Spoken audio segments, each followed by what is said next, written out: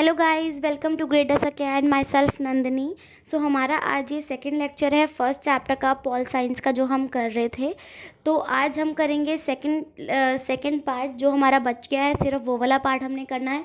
First part हम कर चुके हैं। फर्स्ट पार्ट का लिंक आपको डिस्क्रिप्शन में मिल जाएगा गाइस, तो पहले उसको जाके चेक करिए, फिर उसके बाद ये वाला पार्ट देखिए, वरना आपको कुछ ऐसा समझ में नहीं आएगा। तो सबसे पहले वो वाला पार्ट जाके देखिए, आपको उसका लिंक डिस्क्रिप्शन में मिलेगा। उसके बाद आप ये वाली वीडियो अटेंड करना, ये वाला लेक्चर अटेंड करना। सो बिना टाइम वेस्ट करे हम आज का टॉपिक स्टार्ट करते हैं। Why power sharing is desirable. सबसे पहला हमारा टॉपिक है आज का कि पावर शेयरिंग जो है वो डिज़ायरेबल क्यों है, ज़रूरी क्यों है। तो इसके पीछे हमारे पास दो रीजंस हैं जो कि हम पावर शेयरिंग के फेवर में बोल सकते हैं कि इसलिए पावर शेयरिंग जो होती है वो बहुत ज़रूरी होती है। पहला रीज़न ये है कि power sharing is good because it helps to reduce the possibility of conflict between social groups. जैसा कि हमने दो स्टोरी से फर्स्ट पार्ट में पढ़ा था, दो स्टोरी से, कि तो ये उस पॉइंट के बारे में बता रहा है कि पावर शेयरिंग इसलिए बहुत अच्छी होती है क्योंकि इससे क्या होता है कि सोशल ग्रुप्स के बीच में कॉन्फ्लिक्ट होने की पॉसिबिलिटी ख़त्म हो जाती है। जो सोशल कॉन्फ्लिक्ट होते हैं उससे फिर वायलेंस होता है, पॉलिटिकल इंस्टेबिलिटी होती है।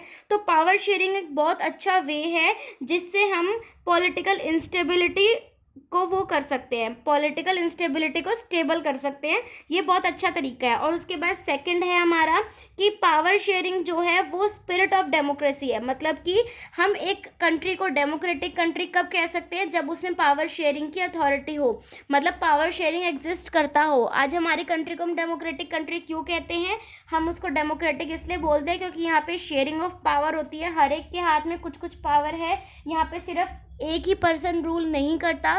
डेमोक्रेसी का मतलब यही होता है कि हर एक के हाथ में थोड़ी थोड़ी पावर है और हर एक के पास अपने कुछ कुछ राइट्स हैं। तो दो इसके रीजंस हैं कि पावर शेयरिंग डिज़ायरेबल क्यों है। पहला रीज़न इसका आपका ये है कि power sharing is good because it helps to reduce the possibility of conflict between social group. आप इसमें टू पॉइंट्स बना के लिख सकते हैं। पहला पॉइंट मैं दोबारा से रिपीट कर रही हूँ। Power sharing is good because it helps to reduce the possibility of conflict between social groups since social conflict often leads to violence and political instability. Power sharing is a good way to ensure the stability of political order.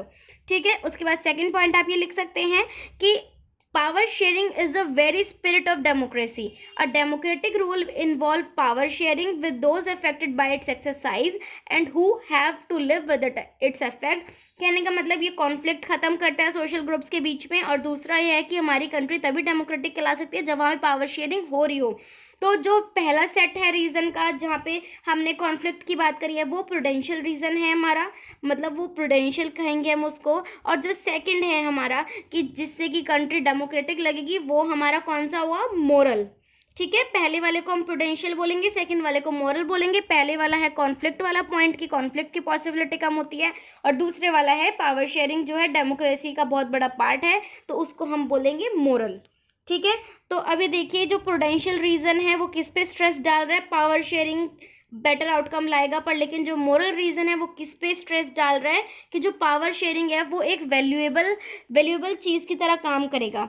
So we can say that while prudential reason stress that power sharing will bring out better outcomes, moral reason emphasize the very act of power sharing as valuable. तो ये आपके दो points थे, इससे आपको पता चल रहा है कि पावर शेयरिंग क्यों डिज़ायरेबल है। ये दोनों पॉइंट्स पावर शेयरिंग के फेवर में पॉइंट्स थे। अब हम ये पढ़ेंगे कि फॉर्म्स ऑफ पावर शेयरिंग क्या होती है। सेकंड एंड लास्ट टॉपिक है हमारा इस चैप्टर का, उसके बाद हमारा चैप्टर खत्म हो जाएगा। तो अब हम पढ़ेंगे कि जो पावर शेयरिंग होती है वो कितने फॉर्म्स की होती है और कैसे कैसे पावर शेयर हो सकती है, किस किस बेसिस पे पावर शेयर हो सकती है। देखिए जो पावर शेयरिंग का आइडिया है ना, वो क्या करता है, एक वो बनाता है, यूनिटी बनाता है। एक कंट्री के अंदर यूनिटी रहती है कि और उनको एक डेमोक्रेटिक फीलिंग आती है। ठीक है। तो उससे क्या होता है, पावर शेयरिंग बहुत स्ट्रॉन्ग पॉइंट है अगर हमें अपनी कंट्री को यूनाइट रखना है और सबको खुश रखना है, तो power sharing is a very good way. ठीक है। तो अब जो पावर शेयरिंग मॉडर्न डेमोक्रेसीज जो अब की डेमोक्रेसीज है ना, उसमें पावर शेयरिंग अरेंजमेंट्स होते हैं। ठीक है। पावर शेयरिंग अरेंजमेंट्स होते हैं बट वो डिफरेंट तरीके से होते हैं। अब हमें यही देखना है कि कैसे, मतलब कंट्रीज़ में कैसे कैसे पावर शेयर होती है। तो पहला पॉइंट आपका ये है कि power is shared among different organs of government. कहने का मतलब जो पावर है वो हम कैसे बांटते हैं, ऑर्गन्स ऑफ गवर्नमेंट में, मतलब डिफरेंट ऑर्गन्स ऑफ गवर्नमेंट में बांटते हैं। जैसे कि अब डिफरेंट ऑर्गन्स कौन से होते हैं गवर्नमेंट के? Legislature, executive and judiciary. ये आपने पढ़ा भी होगा पहले। लेजिस्लेचर, एग्जीक्यूटिव एंड जुडिशरी, ये 3 ऑर्गन्स ऑफ गवर्नमेंट होते हैं। इनको हम क्या करते हैं, इनमें हम पावर को डिवाइड करते हैं। एक तरीका तो ये है पावर को डिवाइड करने का, लेजिस्लेटिव, एग्जीक्यूटिव और जुडिशरी में बांट देना। इसको हम हॉरिजॉन्टल डिस्ट्रीब्यूशन ऑफ पावर भी कहते हैं, क्योंकि ये डिफरेंट ऑर्गन ऑफ गवर्नमेंट को अलाउ करता है कि ये सेम लेवल पे अपनी डिफरेंट पावर्स को एग्जीक्यूट कर सकता है, एक्सरसाइज कर सकता है। ठीक है ना।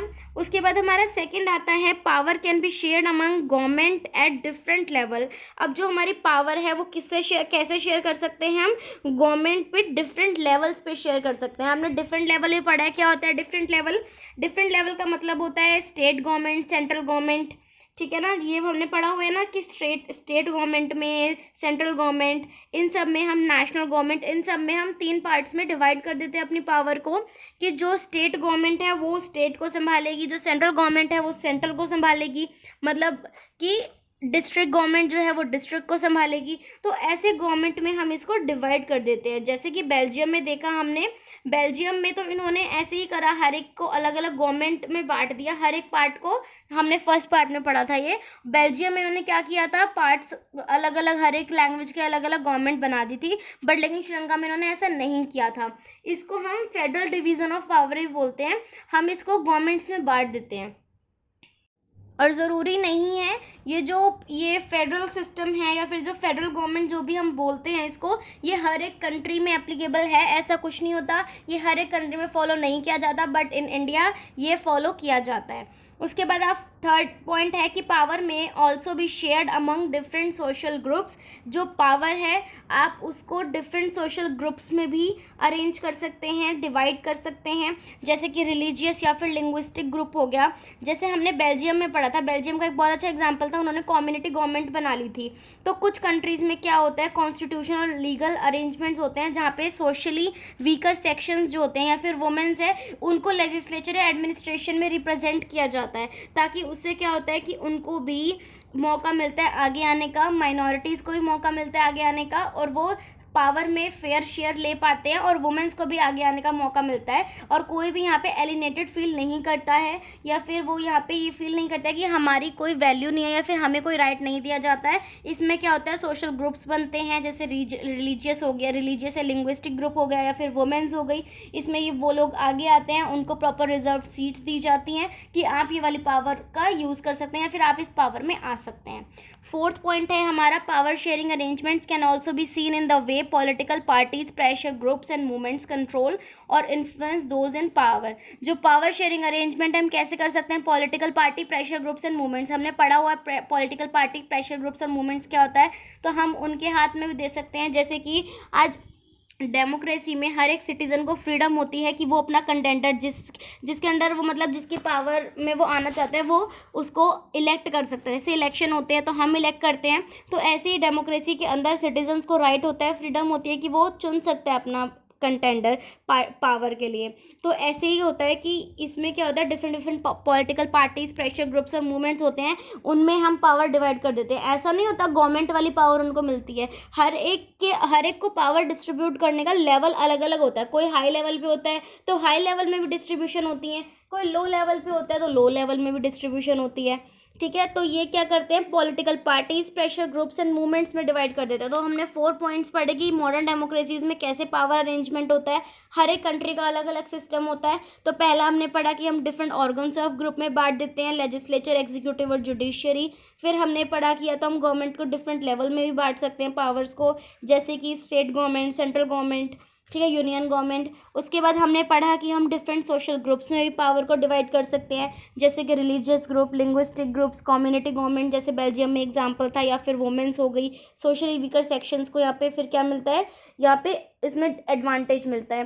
फिर उसके बाद क्या आता है, फोर्थ पॉइंट हमारा था पॉलिटिकल पार्टीज़, प्रेशर ग्रुप्स और मूवमेंट्स में भी हम पावर को डिवाइड कर देते हैं। ये चाहे छोटे लेवल पे होता है पर लेकिन जो पावर होती है वो इनमें भी हम डिवाइड कर सकते हैं। तो ये 4 पार्ट से आपका यहाँ पे चैप्टर ये वाला ख़त्म होता है। ये फर्स्ट चैप्टर जो था पावर शेयरिंग, ये आपका यहीं पे ख़त्म होता है। इसमें और कुछ भी इम्पोर्टेंट नहीं है।